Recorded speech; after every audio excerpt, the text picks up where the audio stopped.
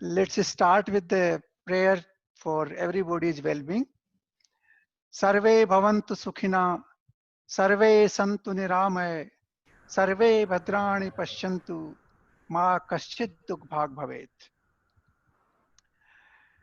In the last session, we discussed about sensible, what we can understand with our sense organs. We found out that all the physical existence which is around us, we can partially understand with sense organs, not fully, but partially. Because I gave you several examples that sense perception keep changing with time, with age, with mood, and even with sunlight. So all those factors affect in perception of reality. But by and large, we can understand the physical world around us with our sense organs. And that is what the science has been trying to do.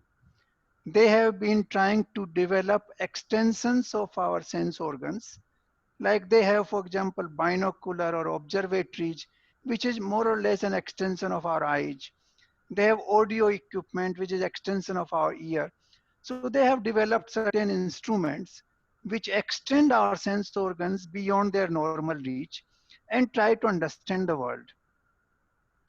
Similarly, they have been analyzing and breaking the what we call matter into smaller and smaller pieces to understand what is matter made of.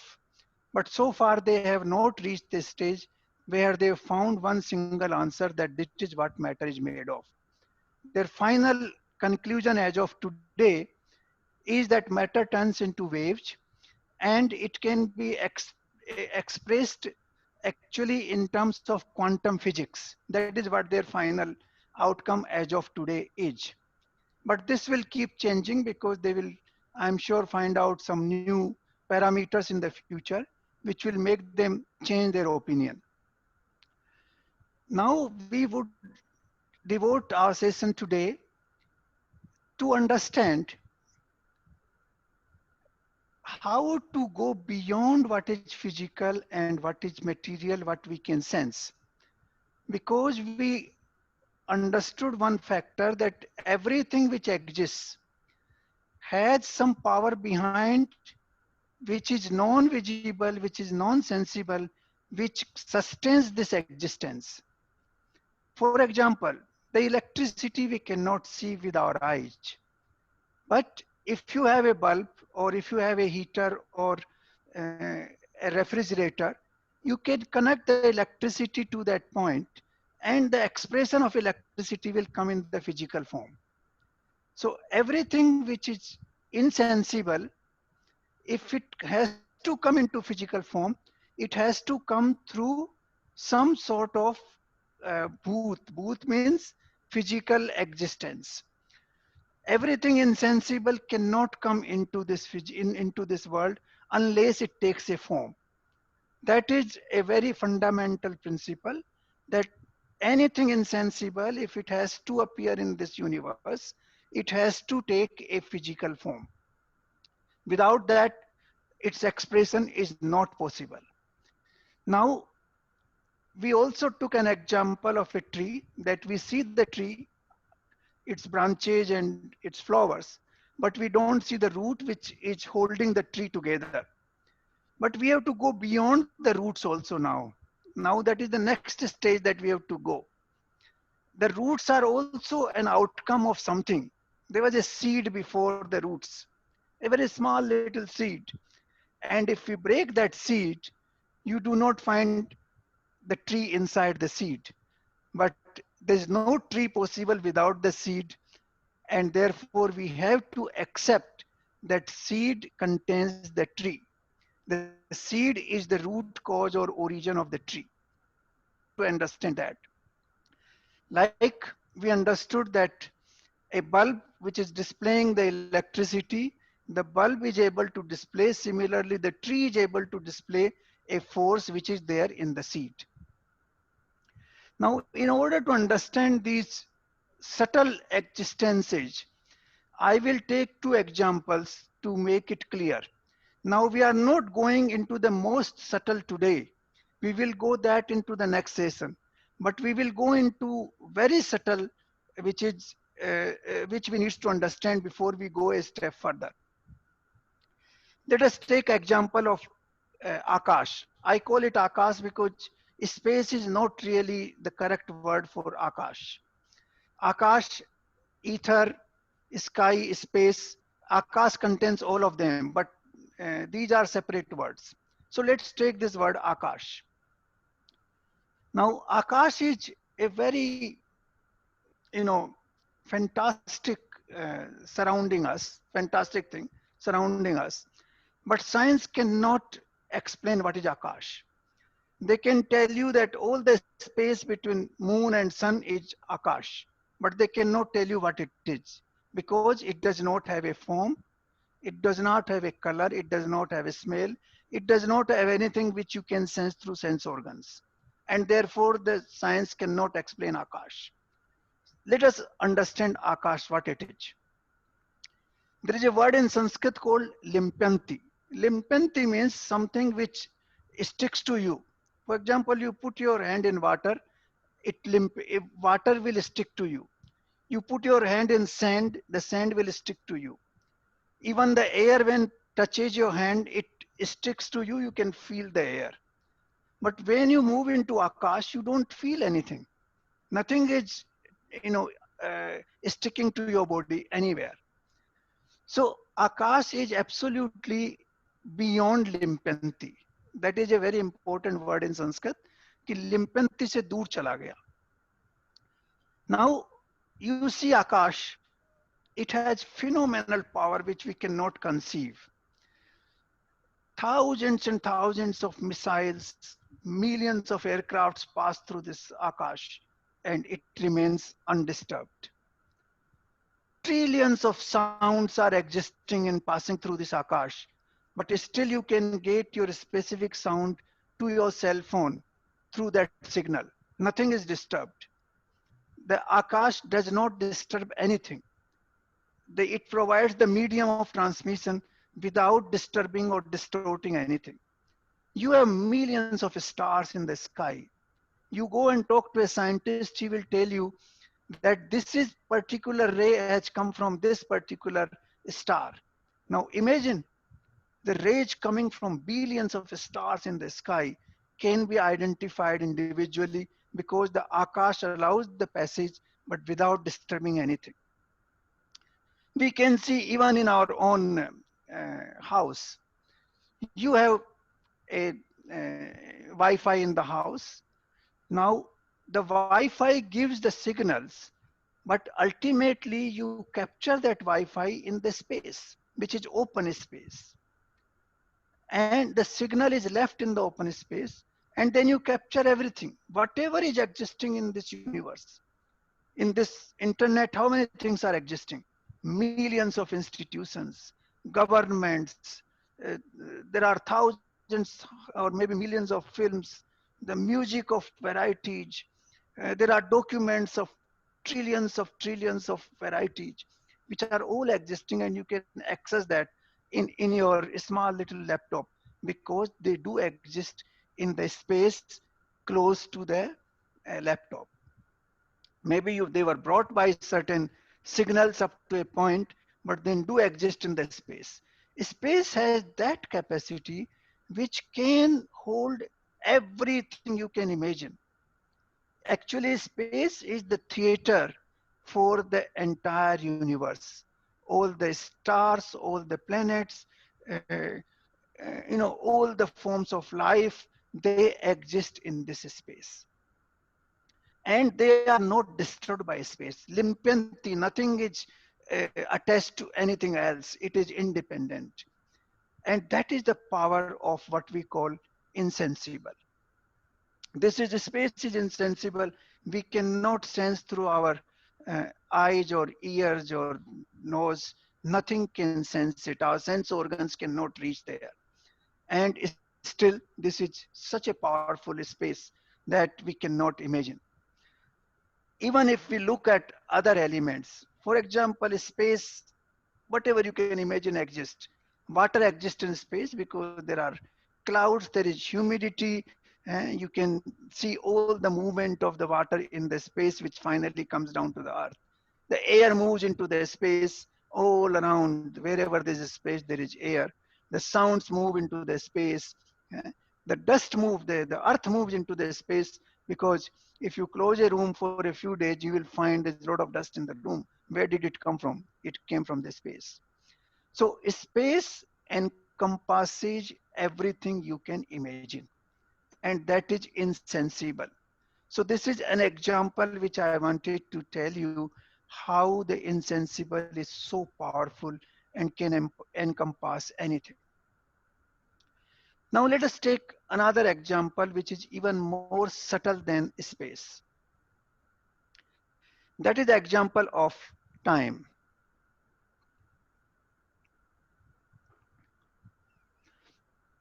Now we all talk about time every day. Every single minute we count time. Okay, it's 11 o'clock, it's time for this talk, it's 1 o'clock, time for lunch, this is my time for this meeting, time for me to sleep.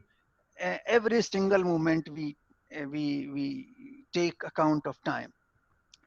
We also observe the sun and the moon to count the time. The day starts with the sunrise, day ends with the sunset. The seasons start with a particular position of the sun. The seasons end with that position of the sun. Uh, Similarly, the position of the moon and the phases of the moon give us an idea of the time. But we don't know what is time. Do we know what is time? Do we see time? We cannot see time, we cannot hear time, we cannot smell time. Time is beyond sun and moon and earth and us. We all appear in time and go with time. But time is so powerful that every existence, I would like to repeat, every single existence is defined in terms of time. If I say I am 63 years old today, what is this? This is nothing but time. If you say Earth is 4.3 billion years old, what is that? That is only time. If you say Sun trillions of years old, what is that? That is only time. Nothing, no existence can be defined without time. That is one factor. Everything in this universe is defined by time. While we cannot understand what is time, we cannot sense what is time. Secondly, everything decays with time. Whatever you can imagine in the physical shape, start with the earth and the sun and the moon, which are huge bodies, even they will disappear with time. Our body will disappear with time. Our house or apartment where we live, they will disappear with time. Time takes its toll on everything that exists physically. The mountains will disappear, the rivers will disappear, the earth itself will disappear with time. Though time is beyond our sense perception, we don't know where the time is. It's completely insensible, but it is not as insensible as I was telling you. We will talk about the extreme insensibility in our next session. Today we are talking about insensibility, which is very, very subtle insensibility, which we can still conceive in our mind. We can conceive in our mind about time. We can conceive in our mind about space or akash. We can conceive in our mind what is electricity. But there are things beyond that. So today let us understand that beyond the physical there is insensible subtle existence which is extremely powerful, but which is not sensible with our sense organs. This is a very, very important principle to understand this universe. When we understand the holistic side of the universe, this part is very, very important. Now we have to understand uh, three, four principles to understand what is beyond space and what is beyond time and what is, beyond that we can't even imagine. First, let's take an example. Take an example, very, crude and sansaric example. We cannot see the birth of our father. Can we? We cannot see because our father was born before we were born. I was born much after my father. Therefore, I cannot see when my father was born. I cannot see his birth. I can hear about that. People can tell me. So the things which have originated before cannot be seen what came afterwards. For example, your consciousness comes first and the body comes later on. So from the body, you cannot understand the consciousness. You get my point. The father was born first, I was born later, so I cannot understand or see the birth of my father. Similarly, you cannot see in this nature, in this universe, what was born before you were born. So your body and your senses were born later, but your consciousness came before. Dinesh was asking me this question, when does the conception start? No life can start without consciousness. Consciousness has to enter at the time of conception if the fetus has to grow. And therefore the consciousness comes first, body comes later, and sense organs comes even later. So therefore the sense organs and the body cannot understand the consciousness which has come into place much before the body and sense organs. So this is one principle we must understand to understand the mysteries of this universe. The second principle which I would like to mention, that nothing can exist without consciousness. Nothing can be created without consciousness. Now we are human beings. We have consciousness. Because of our consciousness, our mind works. And with our mind, we have created big cities, we have created aircrafts, we have constructed roads, we have created, flying objects, missiles, atomic energy, submarines, we God knows what. How that was possible? It was possible because we have consciousness. Imagine we don't have consciousness. Can you create anything? A person who doesn't have consciousness, he is he is dead. He's a corpse. He cannot create anything. So for any creation, you need consciousness.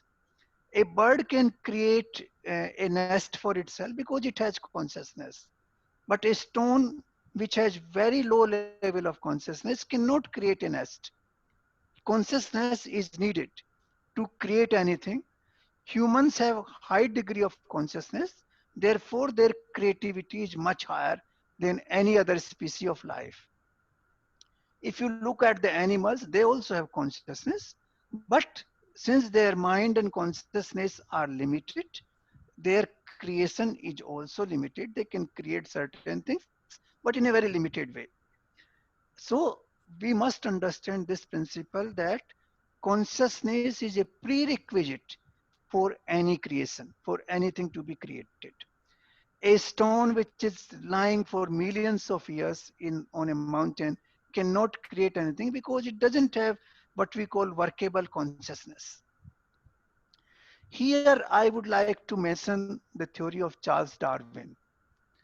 Now Charles Darwin said that from the matter consciousness emerged.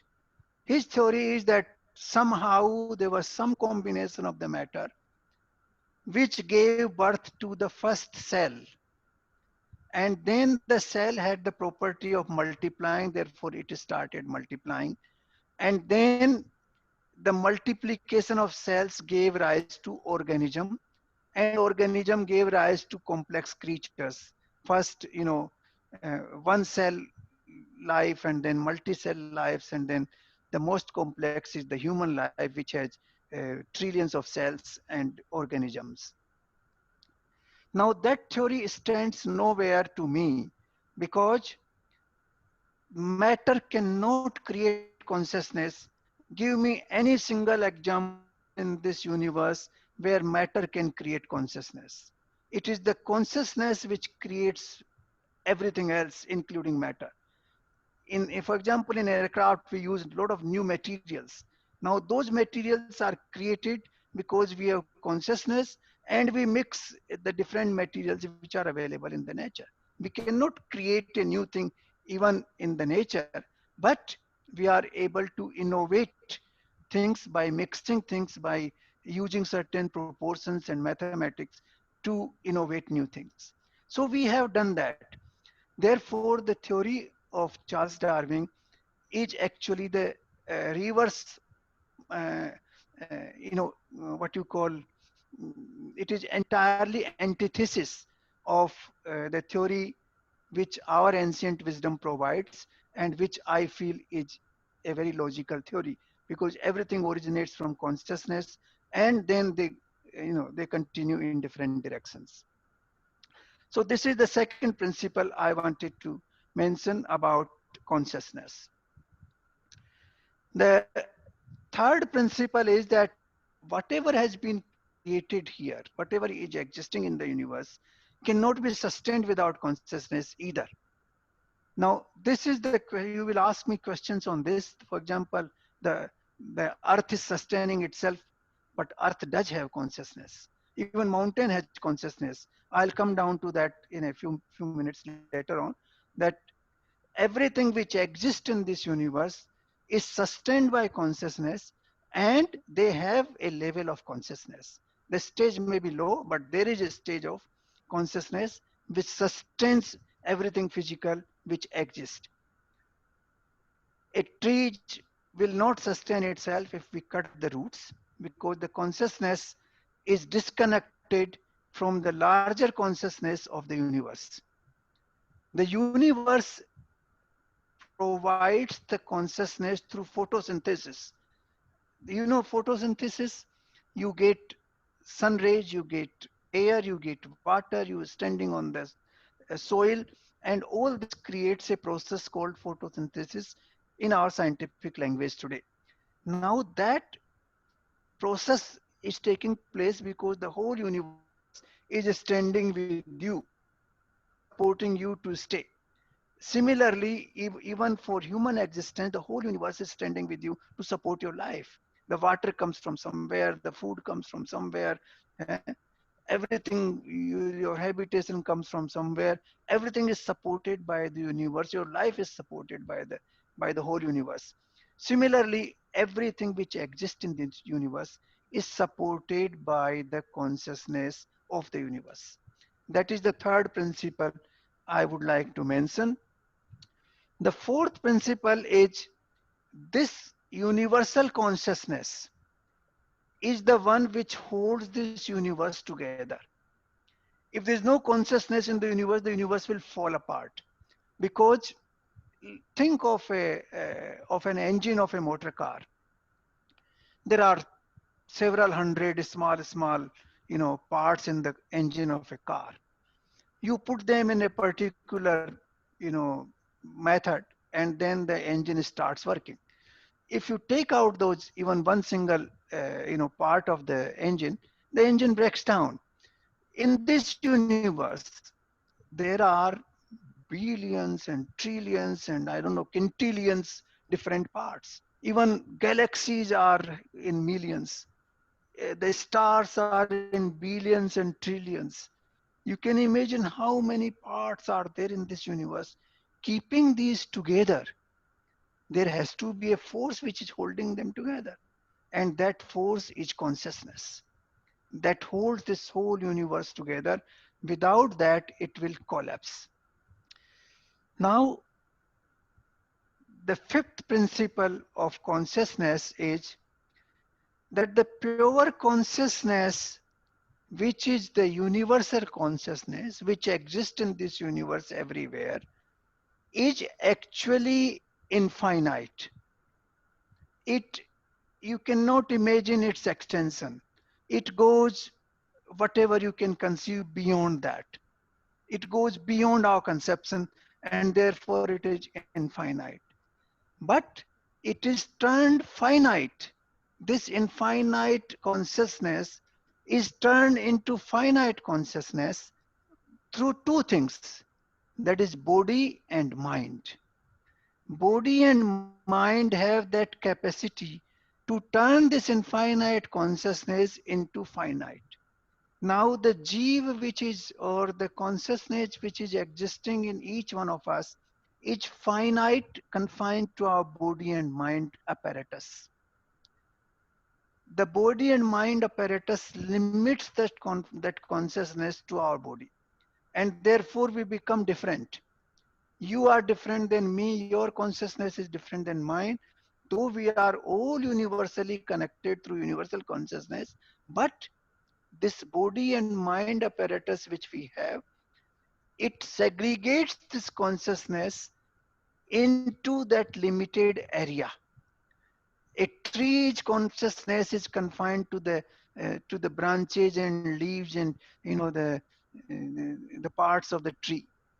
Similarly, a bird, or you take an elephant, their consciousness is confined to that body mind apparatus. So this is a very important principle, how the life originates, because infinite consciousness turns into finite through this body mind apparatus. And that is what we call, in Sanskrit it is called bhoot. Bhoot means the physical appearance. The physical appearance brings this consciousness but turns into finite. It leaves the infinite property of the consciousness.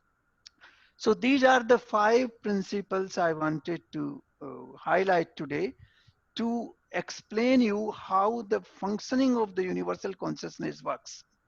Now, before I conclude today, I would like to say that the universal consciousness, rather the consciousness also exists in 5 forms or 5 stages. The lowest stage of consciousness in Vedic science is called mineral regime. The mineral regime is, for example, the mountains and the earth and whatever is in the solid form. That is the mineral regime. They do have consciousness, limited consciousness, which is very low in quantity, but they have consciousness. A stone after a while will fall apart because of maybe rain, wind, or whatever it comes. It will fall apart and break into pieces and become soil or sand. Even a piece of iron will fall apart after years and will dissolve into soil and sand, because it has consciousness which holds it together. And then slowly that consciousness gives way, and it goes into a different form and dissolve into different consciousness, which is the earth. The second form of consciousness is called vegetable regime. The first is mineral regime, second is vegetable regime. Now here the consciousness is little more in quantum. It's more developed. It is in the trees, branches, you can see it's growing up, growing sideways. It's giving you flowers, it's giving you fruits. So you can see with your eyes that there is some consciousness which is, making this tree grow. The fruits are coming, the flowers are coming. All this is happening because of the consciousness. So that is the second stage of consciousness. It is called vegetable regime. The third is animal regime. Animals have higher level of consciousness compared to the other 2 levels, and therefore you can see them moving, you can see them talking among themselves. They have activities of mind also, to a limited extent. They can understand things to some extent. So you can see the consciousness in this third stage is more developed than the other 2 stages. That is the manifestation in the animal regime. And the most developed consciousness is in the human regime, in our life. because here the consciousness manifests not only in the body organs, which we discussed in our very first talk, how the body organs, are miraculously working inside. The inanimate food we eat becomes emanate, inside. It becomes blood and flesh and, bones inside our our body there. The whole thing is converted there. And then we have what we call mind intellect apparatus. Mind intellect apparatus which human being has is of a higher category than anybody else, because we have higher level of consciousness.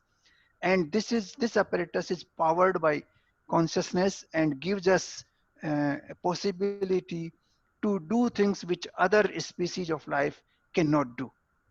And that is why in all the Indian literature it has been said that the human life is the most miraculous, opportunity given to us to understand this whole existence, because this is the only form of life where we can understand this universe, its functioning, and the universal consciousness, or whatever the power behind this consciousness is that runs this whole apparatus of the universe. So these are, then there's a universal consciousness which is everywhere in this universe. So these are the 5 layers of consciousness, and the lowest being mineral regime, then vegetable regime, then animal regime, human regime, and then the universal consciousness. The universal consciousness is actually converted into these 4 regimes through mind body complex. The the, the body which is given to a particular form, or form which is given to a particular existence, takes the consciousness in that particular quantity. For example, a mountain is created, that is a form. Mountain is a form. Now mountain, that form gets only that much consciousness which can sustain the mountain. But a human being gets much higher level of consciousness, because we need a higher level of consciousness to sustain ourselves. So these are the functioning of the nature, but the nature functions with consciousness. As I said, let me repeat it, nothing in this universe can exist without the back support of the consciousness. The consciousness is the driving power behind everything that exists in this universe. The stage of consciousness will decide the stage or the state of that manifestation. The higher the stage of consciousness, the higher the stage of manifestation. And therefore, we must understand this subtle existence uh, to to start our journey to the next stage, where we will discuss the the ultimate manifestation of consciousness, the most insensible existence of consciousness which runs everything else. So we will cover that in our next session. But let me just recapture what we said today. With our sense organs, we sense the world, we understand the world surrounding us by and large. Though the understanding is not perfect, but we understand it by and large. That is what the task of our sense organs is. But there is a subtle existence beyond our sense organs. For example, in our own body, mind and intellect cannot be perceived by sense organs. They are beyond sense organs, and therefore the mind and intellect can be perceived only through the mind, not through sense organs. You cannot see mind, you cannot touch mind, you cannot hear mind. The mind has its, the perception of the mind comes only from the mind, because it is beyond the sense organs. Similarly, if you look at Akash, Akash is a very subtle existence. It is not completely insensible. It is still sensible, but very subtle sensible. And we understood the power of this insensible existence called Akash, and how it can hold, and everything which you can imagine, and it provides passage for everything. It's without getting affected by anything. At the same time, there could be lightning, and there could be rain, and there could be sounds coming, and the aircrafts moving. Nothing disturbs this space. It keeps moving. You construct a big house, the space becomes your house, and then you demolish the house, the house disappears, and the space comes back. The space always existed, but it's available in different form. So everything is the play of this space. And then we discussed the time. Time is even more subtle than space. And I have explained how every existence in this universe is defined by time, and every existence in this universe decays with time. Everything has a life. Time brings it to an end sooner or later. And therefore, I would like to conclude this session saying that the subtle existence can be understood only by human mind, and therefore there is a merit in saying that human being is capable, or can be capable, of understanding this existence, no other species of life. And therefore we are very privileged people that we are capable of doing that. So let us move in that direction in the next session. I already gave you the 5 basic principles today. The first is that whatever is born first cannot be seen by the thing which was born later on, like example of father and the son. And then every creation originates from consciousness. Everything is sustained by consciousness.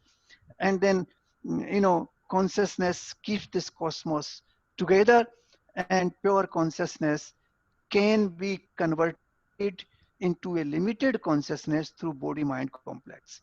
So these are very, foundational principles of understanding the existence where we are.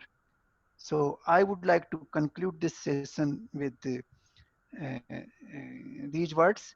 I thank you once again very much for coming and joining me. And I'm now open to the questions if you have any. Thank you.